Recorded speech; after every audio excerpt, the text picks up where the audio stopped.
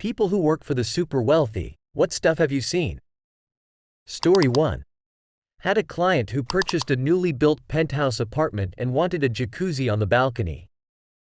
It would have meant a structural column was needed in the middle of the balcony below which the contractor who built the apartment block wouldn't go for as it would impact selling that apartment. Client buys the apartment below, approves the column, jacuzzi is installed, then privately sells the apartment below. Voila, problem solved. Reply. What's the point in having fuck you money if you never say fuck you? Billionaires reply to. You gotta spend money to spend money. Story 2. The owner of my company had a customer pay off a giant debt by signing over a yacht to him. When he went to the marina to get the storage info transferred to his name and saw how much it cost to store the yacht there, he bought the marina. Reply. And on his maiden voyage, he decided to buy the ocean. Story 3.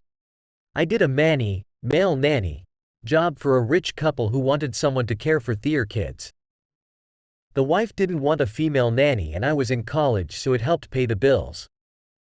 One day they asked, do you want to go to Hawaii? Turns out the company that the husband was the COO of was doing an executive retreat in Hawaii. Instead of finding daycare in Hawaii for their kids, they thought it'd be easier to just pay for me to fly to Hawaii, care for the kids during the day, and then have my evenings or their family time free.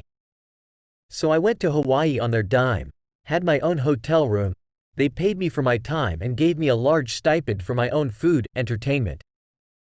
I ended up with pretty much every evening off so I got to spend it. During the day I brought their kids to the beach, we went hiking, and did some touristy running around. On top of that they gave me $5,000 in spending money, in case any of the kids wanted anything. I had to show receipts, but when I tried to turn in the receipts the wife just said, oh don't worry about it, it's only a couple grand, and never verified how I'd spent some of that money. I couldn't tell if she just trusted me implicitly by that point or if she truly thought the amount was so small it didn't matter. They were a really nice family, just very well off, which made just spending money on any problems the easiest answer. I actually got invited to the oldest daughter's high school graduation because she considered me a friend. Reply. That's sweet. Story 4. The CEO of the company I worked for was the founder's son. Not an unintelligent guy for the most part. His dad made him start with the most basic jobs in the company and work his way through the different departments. Managerial staff was ordered, upon penalty of termination, not to treat him any differently than a new hire. So when he became CEO he wasn't a bad guy to with for. Now, this is a company of over 10,000. One night, I'm working overtime on the late shift and we get this call. Hey! You guys! Got electrician? The guy is clearly drunk. We have no idea who it is or why he's calling our maintenance engineering group. We ask who he is and he informs us, lightheartedly. He wants someone to take a ride to his house and figure out why the internet isn't working. This is an hour drive away. I volunteer, I was bored off my nut anyway. I get to the house, entry gate is smashed, section of the white horse fencing is gone. Jaguar is stuck in the field. Here in the house is dude, completely blasted. He's got a huge cut on his hairline. Are you okay, boss? I'm fine. Why? He asks, blood literally caked on his face. I accompany him to the bathroom and help him clean himself up, wash off the gash and put some bandaging on it. Then I corrected the internet. Unplug plug. As I'm walking out, he asks me to do a shot with him. I comment, worried about my job, that it might be a bad idea. He agrees and hands me the bottle, take it home and do a shot later. Keep it. When I get back to work I look the stuff up. Never heard of it. It's a $1,500 bottle of scotch. The next day I'm at work early. About 11 in the morning he comes walking up. Aw. We're not going to be talking about last night? I tell him it's all good, awesome. A little bit later I get an envelope. There's a check attached for emergency tech support, $5,000. Story 5. Worked in recruitment finding crew for super yachts many years ago. Put forward a candidate for a chief engineer on a very well-known yacht owned by a very well-known individual. Was the perfect fit of knowledge and experience, and the guy was super friendly and nice as well. They turned him down because he wears glasses and the owner doesn't want anyone with disabilities working on board. Edit. I didn't expect this to get so much attention. To answer a few things that keep popping up. Why didn't I tell the candidate so he could sue them? Is that even legal? I had signed various NDAs, so I would have been destroyed. I was told this over the phone, so there was no proof. They have a whole company of lawyers. If the candidate did decide to sue, he would have failed. The yacht industry is small, especially at the top end. It would have been the end of both of our careers. Neither of us would have worked in the industry again. They were registered under a different country's flag, so it would have made it even more difficult. They could have paid for LASIK? This was over a decade ago, maybe 2. Yes, it was probably still available, but why the hell would they? It was one of the top jobs in the industry at the time, and they could have anyone they wanted. Why waste the money when they can get someone else that has the right knowledge, experience, and fits their requirements? Why don't I name them? Lol, fuck no.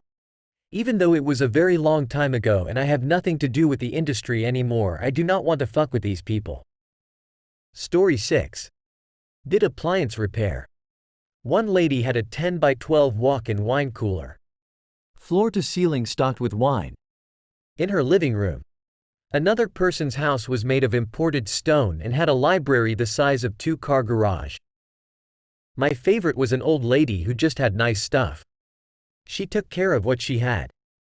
Every time I went, she gave me $40 for a nice beer with your lady. I would always refuse, but she insisted and was basically the typical granny everyone would want. Story 7. Not the craziest thing, but wild to me. I was working for a kind of well-off family during a summer.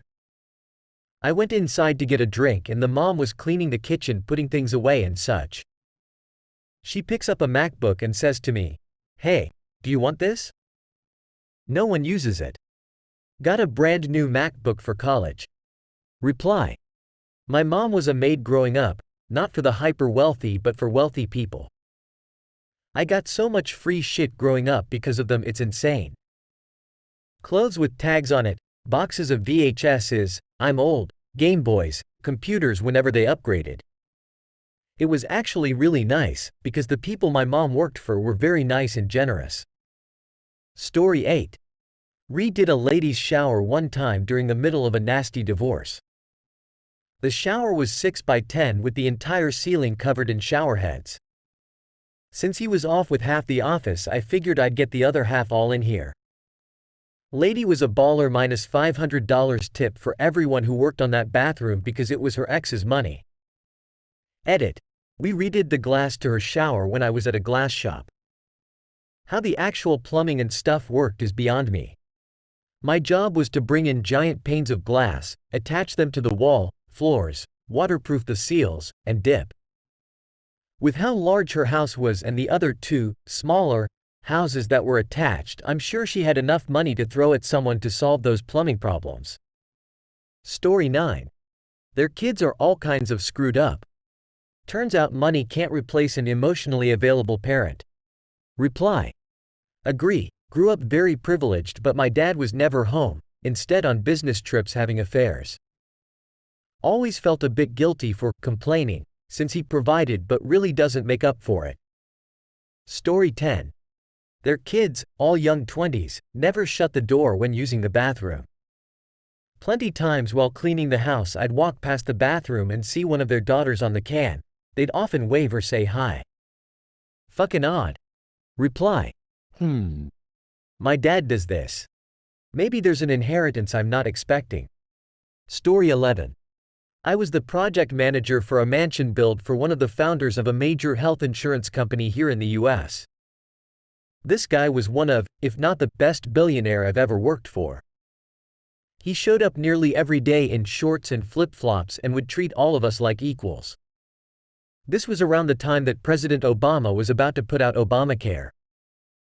I was in a meeting with the owner and President Obama called him, on his cell, to discuss the plan.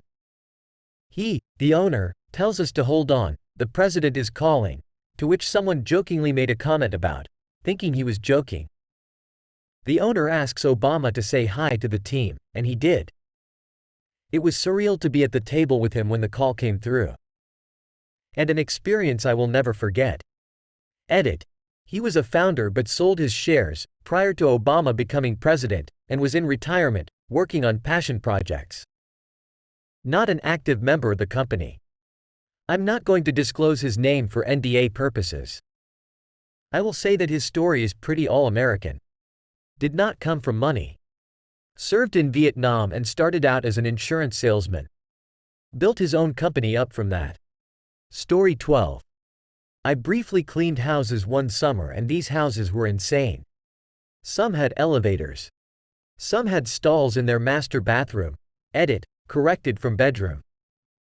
One had a literal cave manufactured in the bathroom, with shower heads all throughout it. You could walk from one end and come out the other side of the bathroom, split by a massive hot tub. What struck me as odd, in almost every house, was the sense of disuse.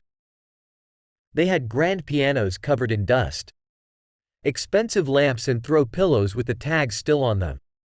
Sprawling playrooms with every toy any child could want, totally devoid of playing children. The weirdest house I cleaned, though, wasn't huge and it wasn't gorgeous. It was pretty normal on the outside.